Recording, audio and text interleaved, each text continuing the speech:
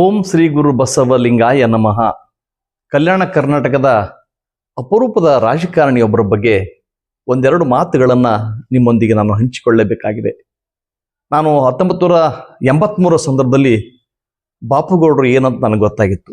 ಇದಕ್ಕೆ ಮೂಲ ಕಾರಣ ಅಂದರೆ ನನ್ನ ತಂದೆ ಲಿಂಗಣ್ಣ ಸತ್ಯಂಪೇಟೆಯವರು ಆಗ ಲಂಕೇಶ್ ಪತ್ರಿಕೆಯ ವರದಿಗಾರರು. ಬೀದರ್, ರಾಯಚೂರು, ಬಳ್ಳಾರಿ, ಬಿಜಾಪುರ ಮತ್ತು ಕಲಬುರಗಿ ಈ 5 ಜಿಲ್ಲೆಗಳನ್ನು ಒಟ್ಟುಗೂಡಿಸಿ ಅವರು ವರದಿಯನ್ನು ಮಾಡ್ತಿದ್ರು. ಅವರು ಅತ್ಯಂತ ನಿಷ್ಪಕ್ಷಪಾತವಾದಂಥ ವರದಿಯನ್ನು ಮಾಡ್ತಾ ಇದ್ರು. ಅಂಥ ಸಂದರ್ಭದಲ್ಲಿ ಅವರಿಗೆ ಜೊತೆಯಾದವರು ಬಾಪುಗೌಡ ದರ್ಶನಪ್ಪರವರು. ಅವರು ನಡವಳಿಕೆಗಳು, ಅವರ ನೀತಿಗಳು, ಅವರ ಚಿಂತನೆಗಳು, ಅವರ ಆಲೋಚನೆಗಳು ಸಹಜವಾಗಿ ನನ್ನ ತಂದೆ ಅವರ ಜೊತೆ ಸ್ನೇಹ ಬೆಳೆಸಲಿಕ್ಕೆ ಕಾರಣಗಳಾದವು. ಅವರ ಸರಳತೆ ಬಗ್ಗೆ ನಾನು ಮುದ್ದಾಮಾಗಿ ಕಣ್ಣಾರೆ ಕಂಡಿದ್ದೇನೆ ಕೂಡ. ಈ ಶಹಾಪುರದ ಬಸವೇಶ್ವರ ಚೌಕ್ ಇದೆಯಲ್ಲ, ಈ ಚೌಕಿನ ಸುತ್ತ ಆಗ ಸಣ್ಣ ಕಟ್ಟೆ ಇತ್ತು, ಕುಳಿತುಕೊಳ್ಳುವಂಥ ಕಟ್ಟೆ ಇತ್ತು. ಆ ಕಟ್ಟೆಯ ಮೇಲೆ ಕುಳಿತುಕೊಂಡು ನನ್ನ ತಂದೆ ಮತ್ತು ಬಾಪುಗೌಡ ದರ್ಶನಪುರ ಇವರಿಬ್ಬರು ಸೀತಾಫಲ ಹಣ್ಣು ತಿಂದನ್ನು ನಾನು ಗ್ರಹಿಸಿದ್ದೇನೆ, ನೋಡಿದ್ದೇನೆ. ಇಷ್ಟು ಸರಳ ಸಾದಾ ಇರತಕ್ಕಂಥ ರಾಜಕಾರಣಿಗಳು ಇವತ್ತು ಸಿಗೋದು ಅಪರೂಪ. ಇಂಥವ್ರನ್ನ ಪುಸ್ತಕದಲ್ಲಿ ಮಾತ್ರ ಹುಡುಕುವಂಥ ಸಂದರ್ಭ ಇವತ್ತು ಬಂದಿದೆ. ಮತ್ತೆ ಬಾಪುಗೌಡರಿಗೆ ಜನಸಾಮಾನ್ಯರ ನೋವಿಗೆ ಮಿಡಿತಕ್ಕಂಥ ಒಂದು ಮನಸ್ಸಿತ್ತು. ಅವರ ಕಷ್ಟ, ಅವರ ನೋವು, ಅವರ ನಲಿವುಗಳಿಗೆ ಅವರು ಸಹಜವಾಗಿ ಸ್ಪಂದಿಸ್ತಿದ್ರು. ಹಳ್ಳಿಗಳನ್ನು ತಿರುಗಾಡಿ ಅವರಿಗೆ ಗೊತ್ತಿತ್ತು. ಪ್ರತಿಯೊಂದು ಹಳ್ಳಿಯಲ್ಲಿಯೂ ಕೂಡ ಯಾವ್ಯಾವ ಕೆಲಸಗಳಿವೆ, ಆ ಯಾವ ಕೆಲಸಗಳು ಯಾವಾಗ ಮಾಡಬೇಕು ಅಂತ ಅನ್ನೋದ್ರ ಬಗ್ಗೆ ಚಿಂತನೆ ಮಾಡ್ತಾ ಇದ್ರು. ಜಂತ ನಿಗರ್ವಿಗಳಂದ್ರೆ ಅವರಲ್ಲಿ ಗರ್ವ ಅನ್ನೋದು ಕೂಡ ಎಷ್ಟು ಇರಲಿಲ್ಲ. ತಮ್ಮ ಸುತ್ತಮುತ್ತ ರಾಜಕೀಯ ಜನಗಳನ್ನ ಪೇರಿಸಿಕೊಳ್ತಿದ್ರೆ ಹೊರತು ಯಾವ ಸಂಬಂಧಿಗಳು ಕೂಡ ಅವರ ಸುತ್ತಮುತ್ತ ಇರುತ್ತಿರಲಿಲ್ಲ. ಆಗ ಒಂದು ಕಾಲ, ಆ ಕಾಲದಲ್ಲಿ ಈ ಶಹಾಪುರ ಮತಕ್ಷೇತ್ರಕ್ಕೆ ಸಾವೂರು ಶಿವಣ್ಣ ಅಂತ ಒಬ್ಬ ವ್ಯಕ್ತಿ. ಸಾವೂರು ಶಿವಣ್ಣನ ಹಣಿಯೋದು ಅಷ್ಟು ಸುಲಭ ಇರಲಿಲ್ಲ. ಸಾವೂರು ಶಿವಣ್ಣ ಇಲ್ಲಿಂದ ದೊಡ್ದು ದಿಲ್ಲಿ ತನಕನೂ ಕೂಡ ಅವರದ ಹಸ್ತಗಳು ಚಾಚಿಕೊಂಡಿದ್ವು. ಅವರಿಗೆ ಟಿಕೆಟ್ ಕಾಯಂ, ಹಾಗೆ ಅವ್ರನ್ನ ಗೆಲ್ಲಿಸುವಂಥ ಜನಗಳು ಅಲ್ಲಿದ್ದರು. ಜನರಲ್ಲಿ ಪ್ರಜ್ಞೆ ಎಂಬುದೇ ಇರಲಿಲ್ಲ. ರೈತರ ಕಷ್ಟಗಳೇನವ, ನಿರುದ್ಯೋಗಗಳ ಕಷ್ಟಗಳೇನಿವೆ, ಇಲ್ಲಿ ವಿದ್ಯಾವಂತರ ಸಮಸ್ಯೆಗಳೇನಿವೆ, ಪಟ್ಟಣಕ್ಕೆ ಮಾಡಬೇಕಾದ ಅಭಿವೃದ್ಧಿ ಯಾವುದಿದೆ, ಅಥವಾ ನಮ್ಮ ಭಾಗಕ್ಕೆ ಸರ್ಕಾರದಿಂದ ಯಾವ ರೀತಿಯ ಸವಲತ್ತುಗಳನ್ನು ತೆಗೆದುಕೊಂಡು ಬರಬೇಕು ಅಂತಕ್ಕಂಥ ಯಾವ ವಿವೇಚನೆಗಳು ಕೂಡ ಅವರಲ್ಲಿ ಇರಲಿಲ್ಲ. ಸಹಜವಾಗಿ ಈ ಶಹಾಪುರ ಮತಕ್ಷೇತ್ರ ಒಂಥರ ಕೊಂಪೆ ರೀತಿಯಲ್ಲಿತ್ತು. ಆಗ ರಾಜಕಾರಣಿಗಳನ್ನು ನೋಡುವುದೇ ಅಪರೂಪ. ನಮ್ಮ ರಾಯಚೂರು ಲೋಕಸಭಾ ಕ್ಷೇತ್ರಕ್ಕೆ ಒಬ್ಬ ವ್ಯಕ್ತಿ ಇದ್ರು. ಅವರು ಗೆದ್ದು ಹೋಗ್ತಿದ್ದ, ದಿಲ್ಲಿಗೆ ಹೋಗಿ ಬಂದವರು ವಾಪಸ್ ಬರೋದು ನೋಡಿದವರು ಇಲ್ಲ.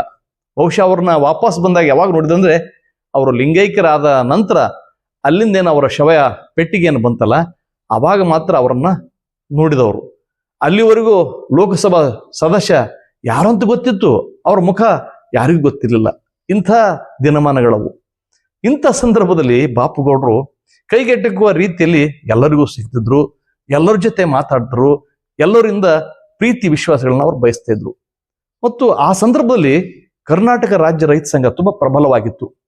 ಈ ಸೂಕ್ಷ್ಮತೆಯನ್ನು ಗಮನಿಸಿದಂಥ ಬಾಪುಗೌಡರು ಸಹಜವಾಗಿ ಆ ರೈತರ ಬಗ್ಗೆ, ಮೊದಲೇ ಹಳ್ಳಿಯಿಂದ ಬಂದವರು, ರೈತರ ಬಗ್ಗೆ ತಿಳ್ಕೊಳ್ಳೋದೇನಿರುತ್ತದೆ ಅವ್ರಿಗೆ ಗೊತ್ತು. ಆ ಬಣ್ಣ ಬವಣೆಗಳು, ಆ ಬಣ್ಣ ಬವಣೆಗೆ ಸ್ಪಂದಿಸುವಂತಹ ಕೆಲಸ ಮಾಡಲಿ ಸಲುವಾಗಿ ಅವರು ಕೂಡ ಹಸಿರು ಟವೆಲ್ನ ತಮ್ಮ ಹೆಗಲ ಮೇಲೆ ಹಾಕೊಂಡು ಹಳ್ಳಿಗೆ ಹೋಗಿ ರೈತರನ್ನ ಸಂಘಟಿಸಿದ್ರು.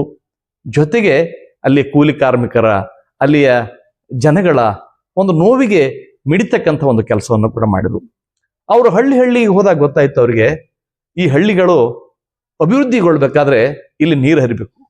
ನೀರು ಹರಿದಾಗ ಮಾತ್ರ ಇಲ್ಲಿಯ ರೈತರ, ಕೃಷಿ ಕಾರ್ಮಿಕರ ಬನ್ನ ಬವಣೆಗಳು ತೀರ್ತವೆ.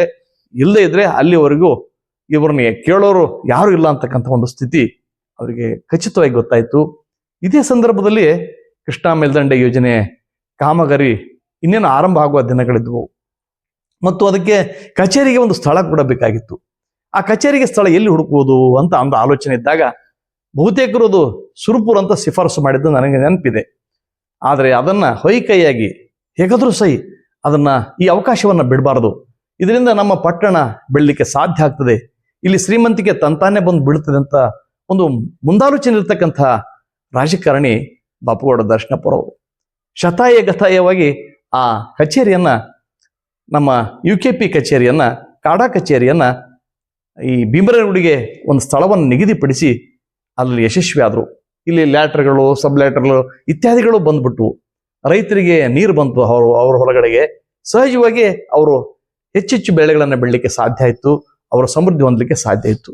ಇದಿಷ್ಟೇ ಅಲ್ಲ, ಇದರ ಜೊತೆಗೆ ಬಹಳಷ್ಟು ಜನ ಕಾಂಟ್ರಾಕ್ಟರ್ಗಳು ನಮ್ಮಲ್ಲಿ ಹುಟ್ಟಿಕೊಂಡ್ರು.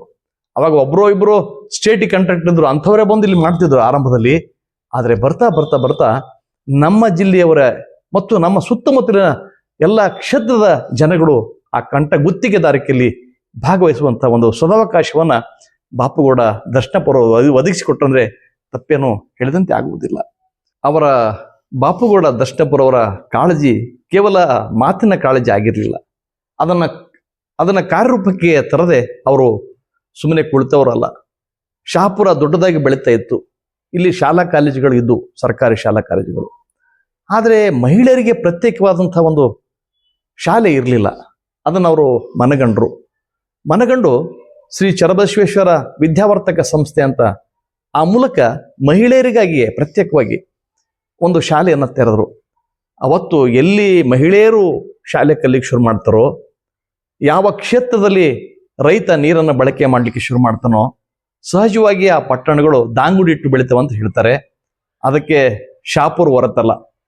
ಈ ಜಿಲ್ಲೆಯ ಬಹುತೇಕ ಪಟ್ಟಣಗಳನ್ನು ನಗರಗಳನ್ನು ನೋಡಿದ್ರೆ ಶಹಾಪುರ ಅತ್ಯಂತ ವೇಗವಾಗಿ ಇವತ್ತು ಬೆಳೀತಿರೋದಕ್ಕೆ ಕಾರಣ ಅಂದ್ರೆ ಹಿಂದೆ ಬಾಪುಗೌಡರು ಕಂಡಂತ ಕನಸುಗಳು. ಬಾಪುಗೌಡರು ಏನೇನು ಕನಸುಗಳನ್ನ ಕಂಡಿದ್ರು ಆ ಎಲ್ಲ ಕನಸುಗಳು ಅವರು ನನಸು ಮಾಡಲಿಕ್ಕೆ ಆಗಿರ್ಲಿಕ್ಕಿಲ್ಲ. ಆದರೆ ಅವರಂತ ಒಬ್ಬ ಅಪರೂಪದ ರಾಜಕಾರಣಿ ಇವತ್ತಿನ ದಿನಮಾನಗಳಲ್ಲಿ ದುರ್ಬಿನ್ ಹಚ್ಚಿ ಹುಡುಕಬೇಕಾಗಿದೆ.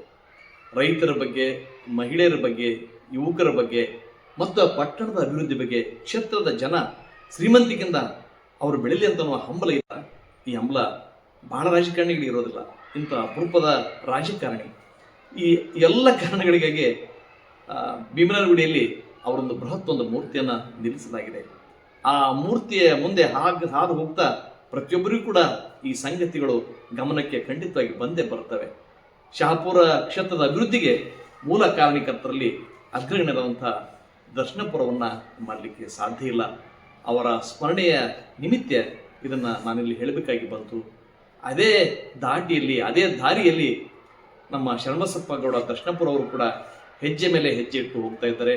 ಅವರಿಗೂ ಕೂಡ ಎಲ್ಲ ರೀತಿಯ ಯಶಸ್ಸುಗಳು ಸಿಗಲಿ ಅಂತ ಹೇಳ್ತಾ, ಇದುವರೆಗೆ ನನ್ನೊಂದಿಗೆ ಬಂದ ನಿಮ್ಮೆಲ್ಲರಿಗೂ ಗೌರವದ ಪ್ರೀತಿಯ ಶರಣಾರ್ಥಿಗಳು. ನಿಮ್ಮ ವಿಶ್ವಾರಾಧ್ಯ ಸತ್ಯಂಪೇಟೆ.